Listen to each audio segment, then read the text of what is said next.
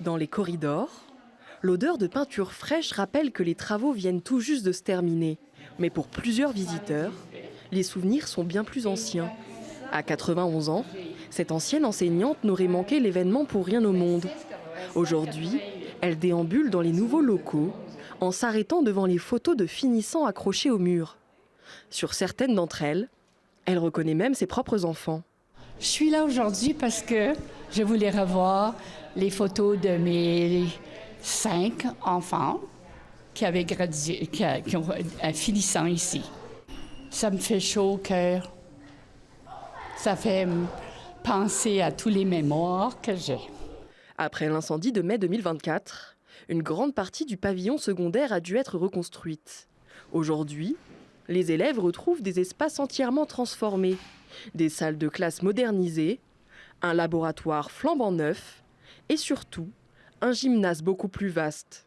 Des améliorations qui permettront à l'école de mieux répondre aux besoins des prochaines générations. Oui, il y a un gros soulagement qu'on peut retrouver nos bons coups, comme avoir de la cantine, comme avoir des gens de la communauté qui viennent louer les locaux pour faire du badminton en soirée et du foot. Oui, c'est pour les élèves, mais c'est pour la communauté et j'ai hâte que tout le monde puisse en profiter. Aujourd'hui, ces journées portes ouvertes. Parents, anciens élèves et résidents de Notre-Dame de Lourdes ont pu visiter les installations. Au cœur des célébrations, la coupe symbolique du ruban par les élèves eux-mêmes.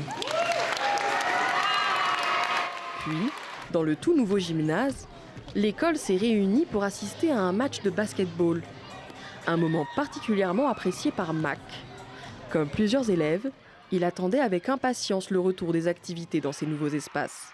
Puis on n'avait pas de gymnase pour quelques années, puis c'est vraiment bien qu'on l'a aujourd'hui.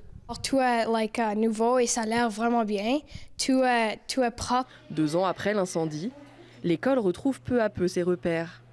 Des souvenirs accrochés au mur, de nouveaux espaces remplis de promesses et une communauté réunie sous un même toit. Pour l'école régionale Notre-Dame, cette réouverture a tout d'un nouveau départ. Ici Farah Meki, Radio-Canada, de retour de Notre-Dame de Lourdes.